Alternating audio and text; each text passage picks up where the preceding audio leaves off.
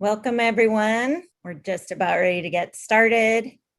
I really appreciate all of you attending tonight's event. It's such a beautiful evening in Southern Oregon right now, so we appreciate all of you being here with us this evening.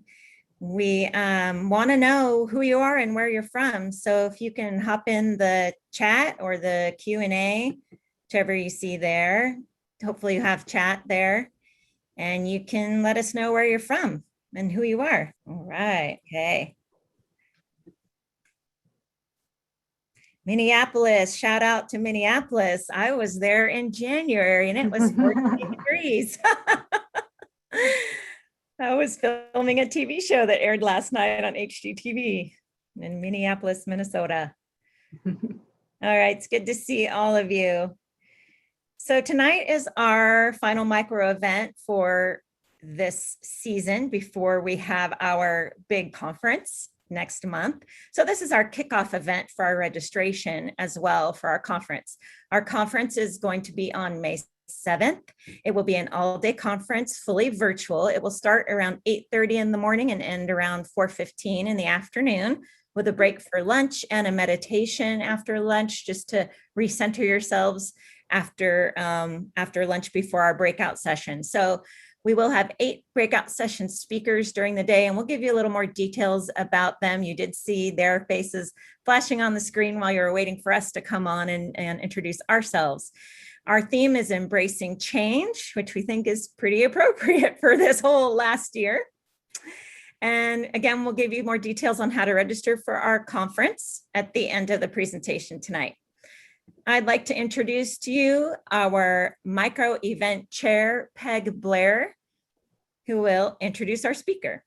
So good evening, everyone. Thank you for making it out tonight. We appreciate everyone's patience and participation with the virtual platforms this year with the events. Like Simone said, this is the last micro event leading up to the conference. We do have one planned in the fall. We don't have any details quite yet, and hopefully in-person restrictions permitting. So watch our social page, our email, and our website for details on sometime in the summer.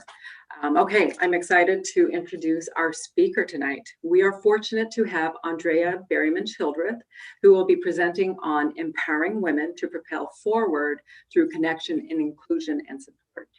So Andrea has been a marketing professional for more than 25 years. She's the president owner of Spotlight Marketing.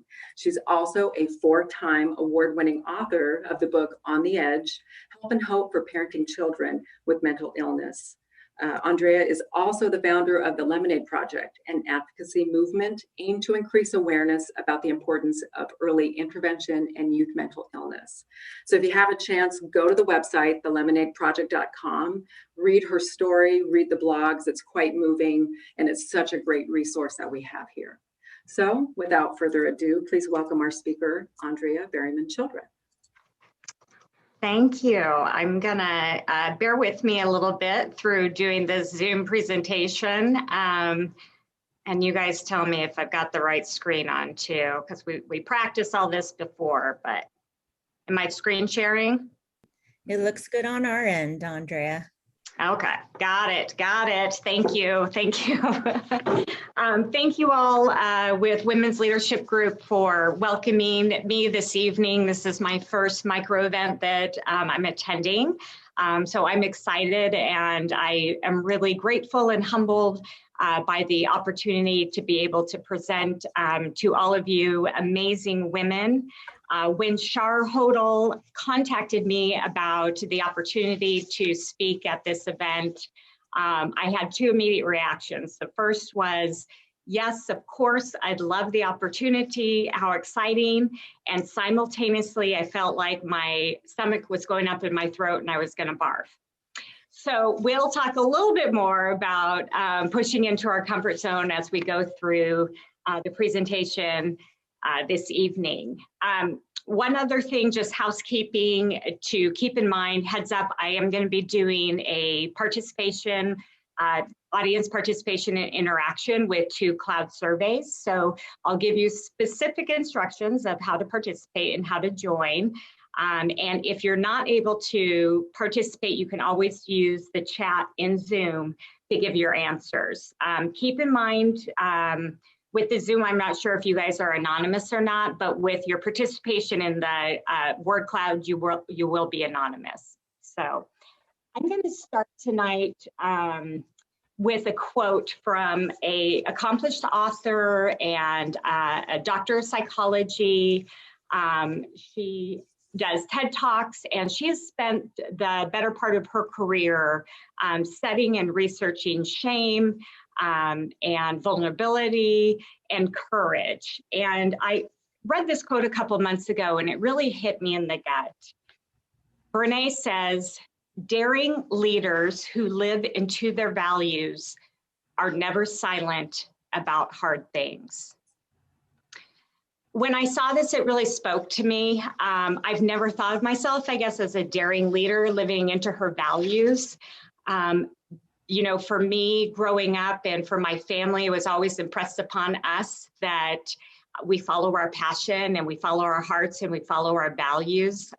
So that was something I just did. I think in my mind, I've always had this mantra, if I do nothing, if we do nothing, nothing will change. And that's kind of been my motivation for moving forward with my, you know, mental health advocacy and all the things that have aspired throughout the last 20 or 30 years. I'm going to take you back to September 12th, 2016. This is from a blog post that was on the Bipolar Lemonade blog, which is what my website used to be called, was Bipolar Lemonade. And I'll explain that a little bit later. And it was called The Daunting. It's 2:30 Monday morning. We've been tossing and turning all night, but it's finally here. Time to get up and prepare for their arrival. We've been planning for this day for over 2 months. First, our visit with a consultant in Portland, and then waiting for her recommendations. The best fit for Chloe would be a therapeutic boarding school in Utah, an hour south of Salt Lake City. The consultant advises me to call the school immediately to hold a place and to fly out and interview the program. I'm there 10 days later. It's a contemporary, beautiful 2-story home with vaulted ceilings, small group class sizes, and what Chloe will love most, 15 horses and an equine program. Though initially in denial, we've known since January that this time would come. She had been doing so well. She was on track as a freshman in school, focused on getting good grades, and there was finally hope that she might graduate high school. Then winter break hit, and too much idle time spells trouble for Chloe, whose brain lacks executive functioning, good judgment, and impulse control. Poor decisions lead to more poor decisions, and then one night towards the end of winter break, she is set up for a fight with a girl that's supposed to be her friend. The video of the fight goes viral. Between the betrayal of her friends and the social media frenzy, it's enough to set Chloe back for 4 years. She falls into a deep depression and funk, and her behaviors are reminiscent of when she was 10. She can't focus at school, and she eventually drops out of high school for the remainder of the year. Our next indicator that Chloe needs help is around her birthday. She has made friend with a girl who uses our home as a refuge. She does drugs, and her mom abuses her at her own home. After a few weeks, Chloe catches on that the girl is stealing money and clothes from our family to support her drug addiction. Our final indicator that Chloe needs intervention occurs in July. Again, new friends. Every time one relationship goes wrong, Chloe desperately seeks new ones, hoping to find people she can trust who are loyal and accept her for who she is. Unfortunately, the outcome is always similar. This time, she has unknowingly invited a drug dealer into our home. My youngest witnesses suspicious activity, and upon my arrival, she frantically tells me what she's seen. I run into the house, into Chloe's room, and see the evidence to kick these kids out. Again, feeling defeated and hopeless, Chloe writes on a Facebook post, quote, "I'm always put down and I'm never, ever happy with myself. I always find a way to F something important up, and I don't know how to stop it. I just want to have a nice life, but I can't because I'm mentally challenged. I didn't even ask to be mentally challenged. I was born with it. I'm literally so close to ending my life, you don't understand.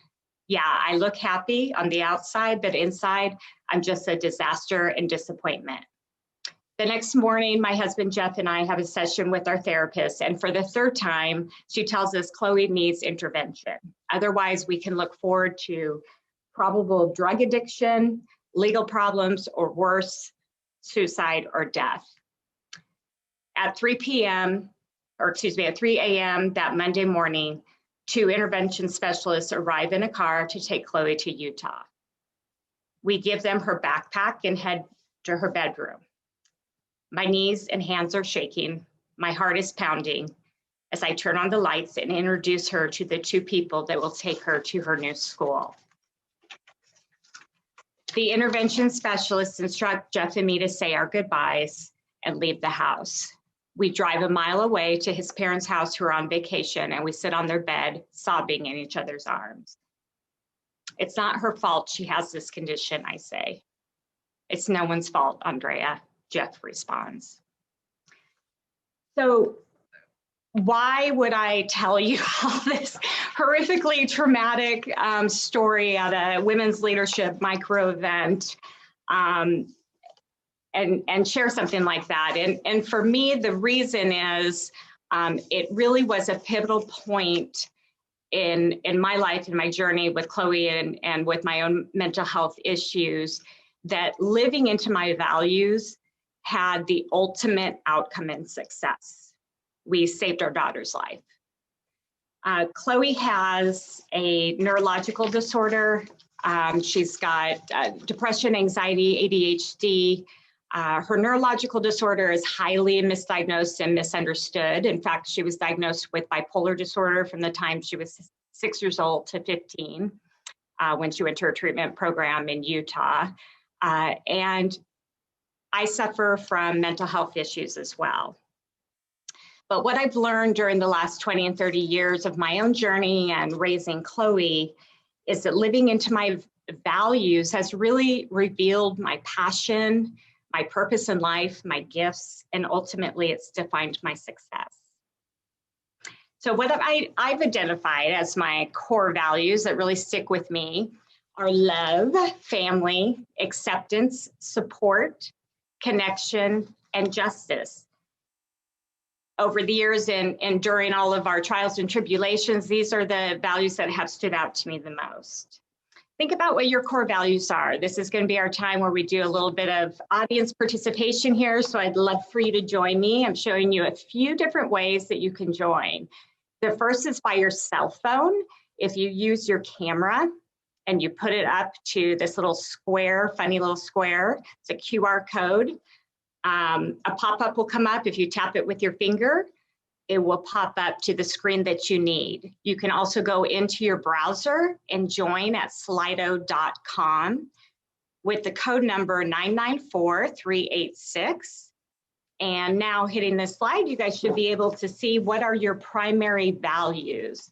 And if you could enter them and send one at a time, that would be fantastic. So I want to be able to show everybody sort of where their values resonate with each other and which ones we really have, that we really share a lot, and those that are most important to us solely. So take some time. Let me know if you're having, there we go, family connection. If you're having some issues participating, go ahead and just include them in the chat. So as you see these come up, you'll see integrity, for example, is a huge one. Among many of you have said integrity and honesty. Oh, these, I love these. Like this, first seeing these to me too are so inspiring because it makes me think, oh, there's so many of these too that are speak to me so personally as well. So take a couple more minutes. It's really fun to see what your values are, and I appreciate your participation. Good. Okay. So I guess that, you probably, I'll leave that up and let it kind of filter through for a minute here as I keep talking on. But you probably could guess that it hasn't been easy living into my values, and it's meant facing my biggest fears and my core issues of shame, harnessing my anger and frustration, risking losing relationships and friends, bucking cultural perceptions about mental health and a broken mental health system, all in the pursuit of saving our daughter. And is the case with any systemic issue, the shame associated doesn't happen just one time. It's not an isolated event. It doesn't come from just one person.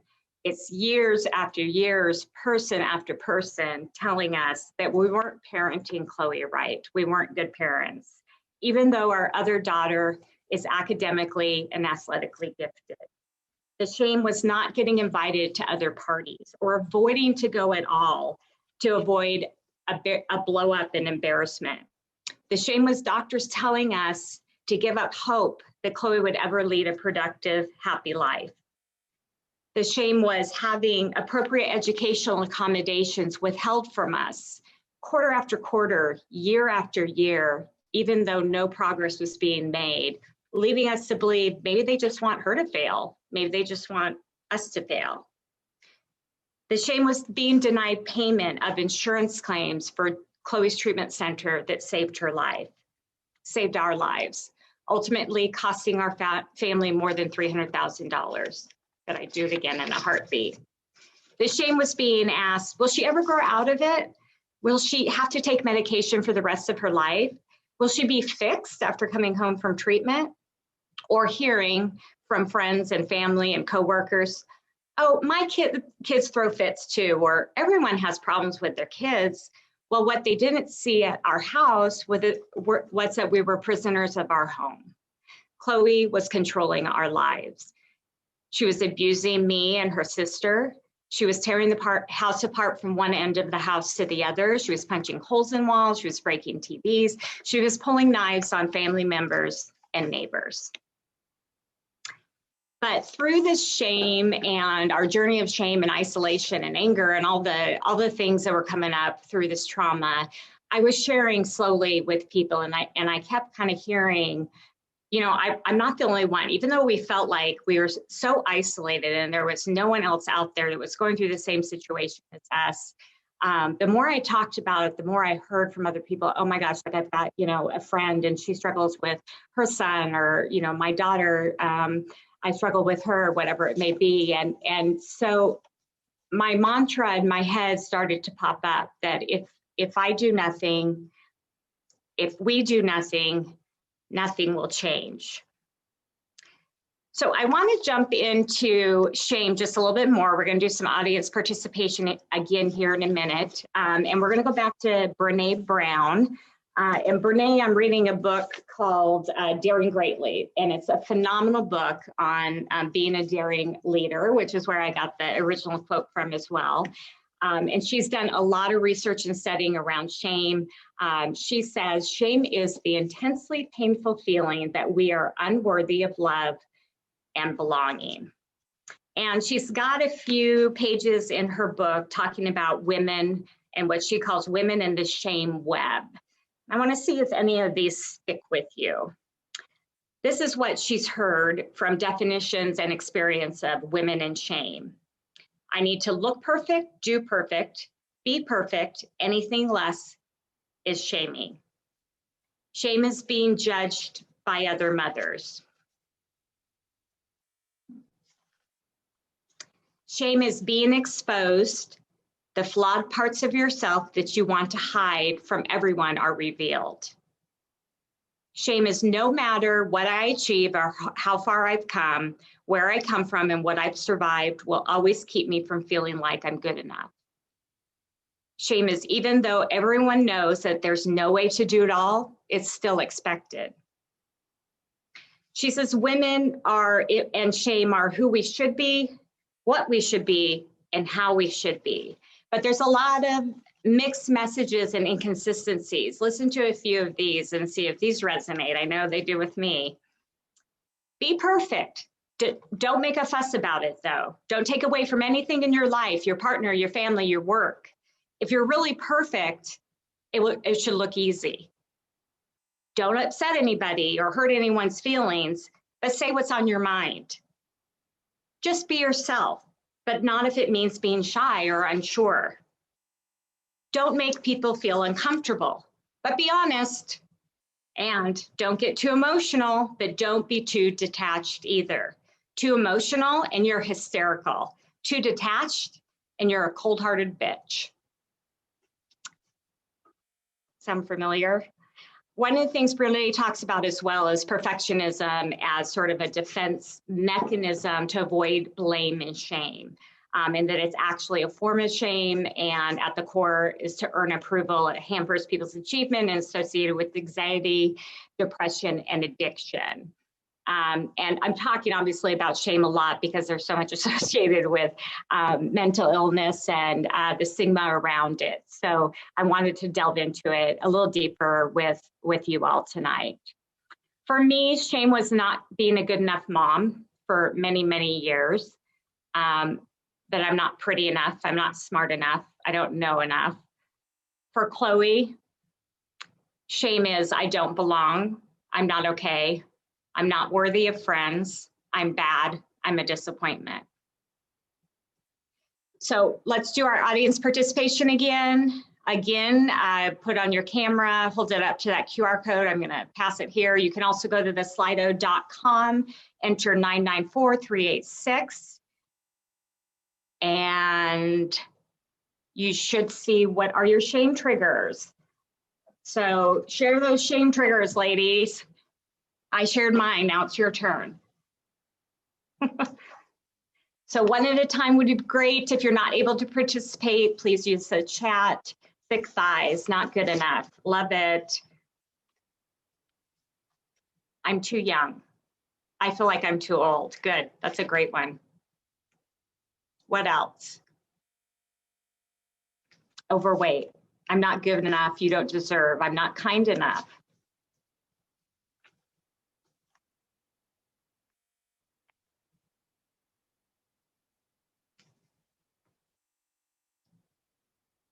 Others? So go ahead and keep filling those in as I continue. As we went through our journey, I knew that other families weren't perfect, right? Just no one ever talks about mental health. I mean, there's other issues that they talk about. Mental health is not, what someone said to me the other day, a casserole illness. So when you have a kid who maybe breaks their arm or their leg, you bring over casseroles for the family and meals and all the things. When a child is diagnosed with a serious mental illness, nothing comes over to the family. I mean, it's like you're sort of a pariah, and no, because no one knows what to say to you really when it comes down to it. So, so I knew that everybody didn't have perfect lives, and I wanted to start letting other people share their stories and to share my story, which is how I started my advocacy. And that's when I started Bipolar Lemonade, which was my first blog. And I had written a few blog posts. My first one was about sending Chloe off to her first treatment center when she was 13, which was in Corvallis. It's called the Farm Home. And I was all fired up. And when I'm angry and feisty, I'm a pretty creative and decent writer. So I've been writing all these blog posts about it, and my frustration and anger with the systems and all the stuff. But when you write a blog, if you really want it to go somewhere and communicate with people what that message is and what's going on, you really need to use social media to do so, because that's the vehicle, one of the best vehicles you can use. So I decided it was time to share my story, share our family story on Facebook and share my blog posts. And I remember that night so vividly. We had just dropped Chloe off. It was Sophia and I, my other daughter, and from visiting her. Jeff wasn't there. And I was sitting in bed at a hotel room, and I'm literally shaking my finger and my hand on my phone to share. And I shared it. My stomach went up into my throat like I was going to throw up again. I was terrified. And, thoughts of, oh my God, what are people going to think of me? They're going to think our family's crazy and weird, and no one wants to hear about my problems. And What did I do? And I hadn't asked my husband if it was okay to, tell everybody our secret, dirty little story, because I knew he would say no, because he's a highly, private man. But living into my values of kind of the justice and acceptance and connection with others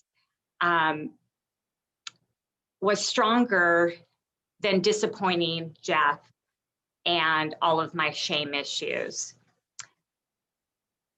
And guess what happened? People came out of the woodwork. I had people, messaging me through Facebook and on Facebook doing posts to get in touch with me, emailing me. They'd come up to me at events like I wouldn't even know who people were.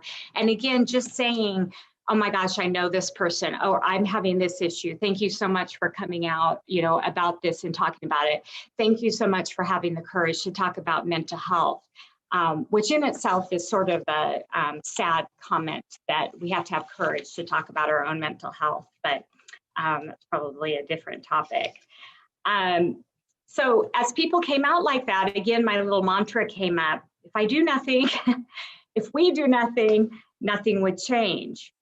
And as I built my blog, I realized there are thousands of families that are struggling with this. I mean, I was hearing from families all over the United States. And even though we may have had different diagnoses with our kids or in our family members, there was some common themes. People didn't feel supported. They didn't feel like there were any resources or a how-to guide. They didn't understand what was happening with mental illness or their family member. They felt like they were alone. And so again, if I do nothing, if we do nothing, nothing will change, came up, and I decided I would write a book.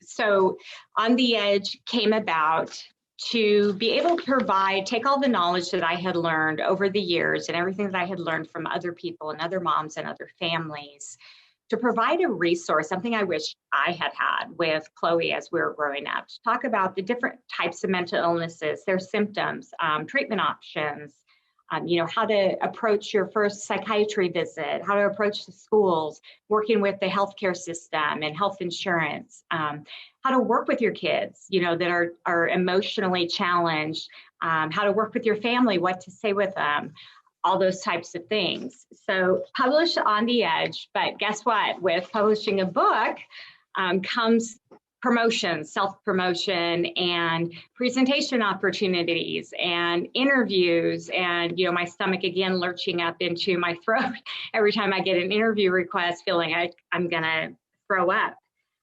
But my mantra comes up: if I do nothing, if we do nothing, nothing will change. And I push myself through it. After On the Edge was published, I started the Lemonade Project, which really was an extension of On the Edge, and being able to use the Lemonade Project as a vehicle to communicate about the book, bring different people together, leaders, parents, organizations, whatever it may be, ideas and concepts that come together all about mental health. Use it as a platform. So that spurred out of On the Edge book. And shortly after the Lemonade Project launched and the book was published, I was asked by a friend, Susan Holt, if I'd be a board member with her on the Grace and Kindness Foundation. And if you know Susan, you know that her daughter died when she was 15 by suicide. And so Susan started the Grace and Kindness Foundation and Run with Grace as a way to remember her daughter's beautiful life and who she was and tell her story, as well as raise awareness about teen suicide and provide education. So she asked me to be on the board to help out with the educational component, because that was kind of the final leg that they needed to have help launched. And I bring up this slide because a lot of times people are not unaware of this statistic in the state of Oregon. The leading cause of death with youth between 10 and 24 is suicide. It's staggering. So as I had just started with Susan and her board of Grace and Kindness, we were gonna meet on a Monday for lunch to talk about just some stuff we wanted to work with, with one of the local school districts. And that weekend, a South Medford High School recent graduate had taken its life. And we still met on that Monday. And we, just as parents, the women board members who were there, were just desperate for answers and reasons and how can we make a change? And that the school systems are so bogged down with what they're doing. They don't even have time to deal with this and kind of think about it and put some concepts and ideas and programs together around it. So we developed Champions of Change, and it was born out of this young man taking his life. And we got together just like kind of a pilot group at a private residence, and it was a leadership class from South Medford High School and a few Hedrick Middle School students. And the aim there was just to say, what is going on in your life? And this was pre-COVID. But what's going on in your life? What do you guys feel like the primary contributors are to teen depression, teen anxiety, and teen suicide? And as many of you know, teen depression and anxiety is on the rise, as is teen suicide. And research has shown over the last decade that there's a strong correlation with social media, digital media, and teen depression, anxiety, and suicide. So we wanted to say to them, for us as adults, right, I'm 51, and so most of you remember having a telephone with a cord that we pulled around the corner to talk to our friends or our partner, our boyfriend, whatever it may be, right? We didn't grow up with these phones in our faces 24/7. So we have no perspective or experience of what they're going through and how to even guide them with mental health challenges and what they need. So the point of Champions of Change was really to bring kids together and give them an outlet to talk about what they felt like the primary contributors are to anxiety, depression, and suicide, what we need to do differently in society as adults, in schools, as parenting, whatever it may be, and then what could some solutions be?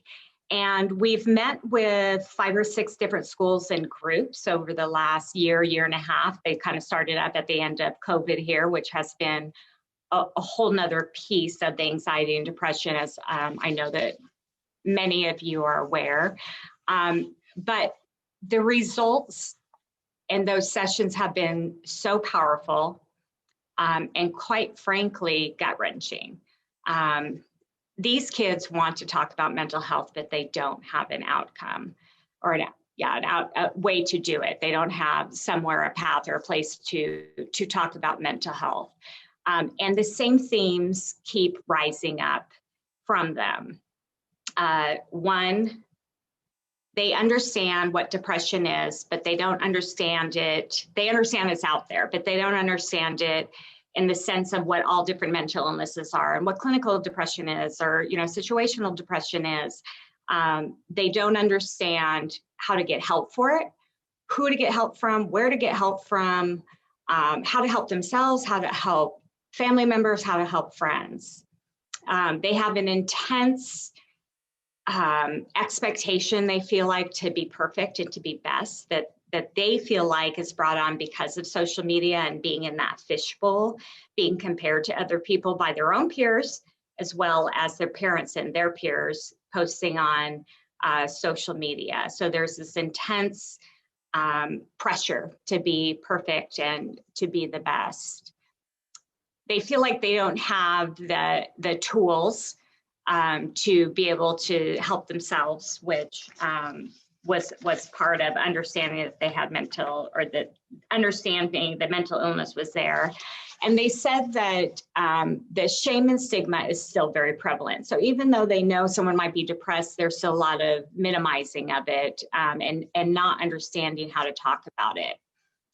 And then their final piece, the final theme, was that they need more personal connection, like, light bulb, duh, which we all see, right? Because as adults, we can see what the social media and the digital media is doing to them. The challenge is that it's not going away. And so, our charge is, I think, is to go and listen to kids and have them help us with those solutions. And I've actually been working with Cascade Christian High School the last few months and have come full circle with the whole program. And they are developing inspiration and motivational messages to put on their own social media platforms through Grace Christian. They're looking at doing an event around Champions of Change. And then they're looking at doing some connection type gatherings during the summer, like coffee days and board game days, etc.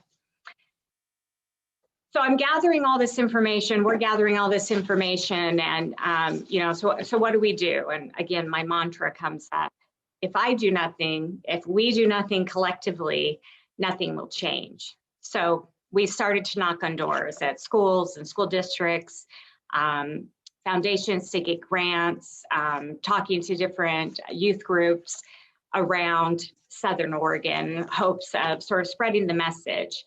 But it's a bit of an uphill battle.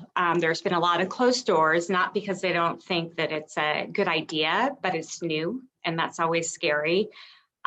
It's hard to change the direction of the Titanic, like I say, for big systems and school districts. Status quo is easier to maintain. It's when you make changes, it takes a lot of work. But I do know that as one door closes, another one will open. And my mantra keeps popping up in my head: if I do nothing, if we do nothing, nothing will change. So I'll keep pursuing that. So the pain and struggle and shame and frustration and the trauma that we've experienced, that I've experienced, has ultimately challenged me to define and live into my values. And it's ultimately where I found my gifts and my passion and my success. And I found the more that I go outside of my box and outside of my comfort zone and make myself live into those values, the more successful I am. The more that I'm vulnerable and share myself with people, the more that I connect with people. The more that I bring people into the mix, into the story, helping me with the process, the more successful I am. So I challenge you all amazing leaders to live into your values, whatever they are, and to buck your shame and your fears, connect, be vulnerable, and find and follow your passion, gifts, and success. Now, some of you may be asking, what about Chloe? What happened to Chloe? Here she is.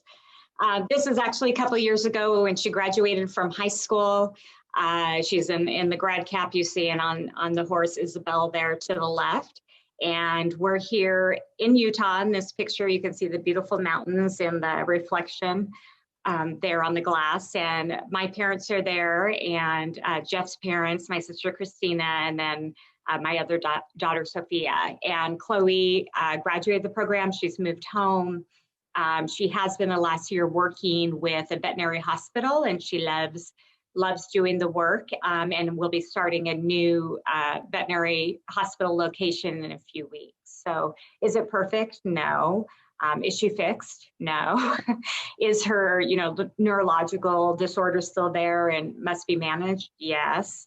But she's so much more grounded and in tune with who she is, and what's okay and what's not okay and what her values are. So that's what I have. Thank you so much for allowing me this evening. I would love to take any questions if you have them. And I believe they're going to be doing them in the chat. And thank you guys for sharing all your information about the shame and what your core values are. I'm going to take the information and I like to utilize it in my blogs and in social media, and share with other people so they know they're not the only ones that feel like they have fat thighs, right? Andrea, thank you so much for that. I don't see any Q&A yet in the Zoom, but there is actually a couple of, there's one good question on the Slido. So I thought I would share that. Folks that want to do it anonymously, you've got the Slido option or the Q&A here on the Zoom call to post questions. So Andrea, you talk about connecting, you talk about trying to get your message out and trying to share your passion or your values, right? We're all trying to figure out how to do that. But how do you do that during COVID? How do you get your message out when we aren't coming across a friend at a coffee house? We aren't, going to in-person events where we can all shake each other's hands and get to meet in person. Yeah, this COVID thing has totally magnified the situation with, as you guys know, anxiety and depression. I've got several friends who work with one of the school districts locally, and they told me that they were just woefully unprepared for the fallout from COVID with the kids. I mean, like horribly. They can't even keep up with all that's going on. And what, I encourage people to do is try to keep connecting as much as possible. And it is difficult to keep the messages going out there. And for me, I've just tried to use as, many of the platforms as I could with social media and my blog and my e-newsletter and all the things to get the message out. But really, for me, connection is all about being with my lady friends, is what we call them. And so we would do Zoom calls where we would work out together, and I would lead aerobics. We would work out together, and then we'd have wine afterwards, to defeat the whole purpose. But, and then we did, and, I think you've seen this too, we went over to the high school and we parked in the parking lot with all of our back ends of our cars facing, into each other, and did connection through parking coffees on Sunday mornings. So, but one of the things that it's an interesting question is one of the things that I've been hearing with some of these kids, some of these sessions have come right at sort of the end of, within the last couple of months, at the end of this COVID situation. And it's just that magnified their sort of isolation. They've lost such that connection to being able to be a part of things that they were in their regular routine, right? And it just has thrown them off. So I guess, to me, I think one of the biggest things you can do, again, is to keep pushing through those uncomfortable questions and feelings that you might have. I have stuff sometimes that goes on in my head, like I'm being paranoid, I think. But to push through it, I'm going to call my friend Sarah anyways, even though I feel like, maybe she doesn't want to hear from me again or whatever. That it's super important for us to push past that and find success that way. Thank you for that. That was great. I'm not seeing any other questions. So I think we will just, thank you. That was so inspirational and honest. I see Sean from our micro events committee just posted a chat. So just in case anybody else can't see that, thank you for your incredible work. This is really powerful. And I personally appreciate the acknowledgement of, the mental health in general, but through COVID, I think it's become an even bigger problem. So, I think this topic was quite poignant for us. So thank you so much for that. We really appreciate it. And anybody who has questions that want to reach out to Andrea personally, we'll be sure to share that link to her website. Folks can reach out to her directly through social media as well. She is a local celebrity. So, we can use her as we see fit. So thank you, Andrea. We really appreciate it. We invited everybody to come and join this. We asked everybody to hang in until the end and stick it out through the Q&A because we have prizes to give and more information to share about the Women's Leadership Conference that's coming up in a few weeks. So I get the lovely honor of sharing some prizes. So Andrea actually gave us a copy of her book. So we do have one winner who gets a copy of her book, and I used an online randomizer so that these were truly chosen randomly. So we've got one copy of Andrea's book, and the winner of that is Jennifer Jennings. Hopefully she is attending now, but if she wasn't able to make it, we'll be sure to reach out to Jennifer Jennings. We've also got Tammy Hald as the winner of the poetry book Promised Fruit by Alma Rose Alvarez and the former micro events chair, Michelle St. Romain Wilson. So thank you very much for donating that book if Alma and Michelle are on the line tonight. And then we have a third book, which is In the Company of Women. This is very much about the topic that Andrea shared. It's about inspiring each other and talking to each other about our own passions and boosting each other up through entrepreneurship and through, really helping other women in finding their passion and in sharing that with the world. And the winner of that book is Tira Hubbard. I hope that I pronounced your name correctly. And the most exciting gifts that we have to share is 3 registrations for the conference. So we have 3 folks that are going to win a free registration so that you can get more powerful presentations like Andrea's. We have 3 winners of a free conference registration: Michelle Mitzel, Karen Allen, and Tina Shane. So we'll be sure to reach out to each of those registrars for this event and get you your prizes. I think Simone is going to take it from here. I am going to take it from here. One thing, Noelle, will you please select another person to win conference registration, because Karen Allen's on our board and gets to attend the conference. Oh, I thought I covered all of those. Yes, I will choose another winner. One more. We've got Alana Woods. Alana, I always know to have a backup. And this would also be the moment that I would be presenting Andrea with our gift to you as a speaker if we were able to do this presentation in person. So we do have a lovely speaker gift that was donated by Shar, who had nominated you to be our speaker tonight. She's got a lovely gift bag, so we'll be sure to get that to you, Andrea, as well as the micro events and Women Leaderships Conference. Thank you for being part of this for us tonight. Yeah, thank you for having me. I really appreciate it. Thank you. Simone, take it away. Thank you, everyone. So I just want to give you a few more details about our conference. If I didn't introduce myself, my name is Simone Stewart, and I am the president of the Women's Leadership Conference 2021. And our conference theme, Embracing Change, is the theme this year. The conference is on May 7th. It's a Friday. It will start at 8:30 in the morning. Our keynote speaker is Kelly Sue DeConnick. Kelly Sue is a comic book writer and a TV writer.